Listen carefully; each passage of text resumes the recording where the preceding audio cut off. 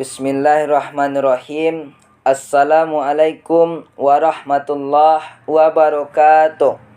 Salam sejahtera bagi kita semua.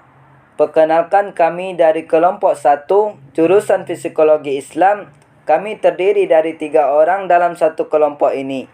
Yang pertama, Dede dengan NIM 2215040079. Yang kedua, Agustin Azahra dengan NIM 2215040043.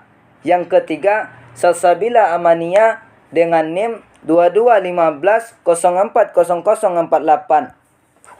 Baik, pada hari ini kami akan menayangkan hasil presentasi kami yang telah kami buat dengan tema perkembangan pada anak-anak. Perkembangan anak adalah proses di mana anak mengalami perubahan seiring berjalannya waktu. Perkembangan mengacu pada perubahan fisik, bahasa, emosi, dan pemikirannya yang terjadi pada anak dari lahir hingga dewasa. Jenis-jenis perkembangan anak. Jenis-jenis perkembangan anak terdiri dari 4. Yang pertama, perkembangan kognitif. Meliputi kemampuan berfikir, belajar, memahami, menyelesaikan masalah, dan mengingat. Yang kedua, perkembangan bahasa. Perkembangan bahasa ini di mana anak belajar mengenal suara, kata, dan kalimat menggunakan bahasa tubuh untuk berkomunikasi. Yang ketiga, perkembangan fisik, di mana anak belajar bergerak dan menggunakan otot mereka. Dan ini dapat dipisahkan menjadi keterampilan motorik besar dan motorik kecil. Dan yang keempat, perkembangan sosial dan emosional. Perkembangan sosial adalah bagaimana anak belajar mengembangkan hubungannya dengan anggota keluarga, teman, dan orang sekitar. Sedangkan emosional meliputi bagaimana anak belajar mengapresiasikan sesuatu, memahami mengenai emosi mereka. Selanjutnya, kita akan membahas tentang permasalahan pada anak. 1. Ada anak yang cengeng, yaitu bagian normal dari emosi yang dialami pada masa anak-anak. Jadi, anak yang cengeng ini itu masih batas yang wajar ya teman-teman. Yang kedua, anak yang pemalu. Mereka masih susah untuk beradaptasi dengan lingkungan baru dan juga orang-orang baru. Yang ketiga, anak yang terlalu manja.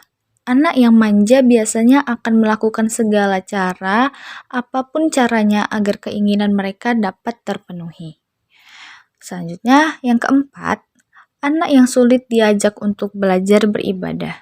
Anak yang susah diajak belajar beribadah seperti sholat, puasa, ataupun ibadah lainnya dalam agama Islam merupakan perilaku yang cukup bermasalah dan akut. Baik, yang terakhir, kita akan membahas tentang masalah dalam perkembangan anak. Masalah dalam perkembangan anak ini dapat terjadi karena beberapa faktor.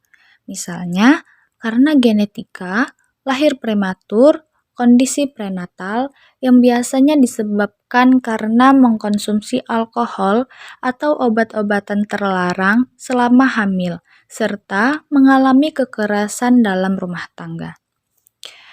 Faktor tersebut dapat menyebabkan kondisi disabilitas seperti cerebral palsy, kehilangan pendengaran, dan autisme yang biasanya berlangsung seumur hidup.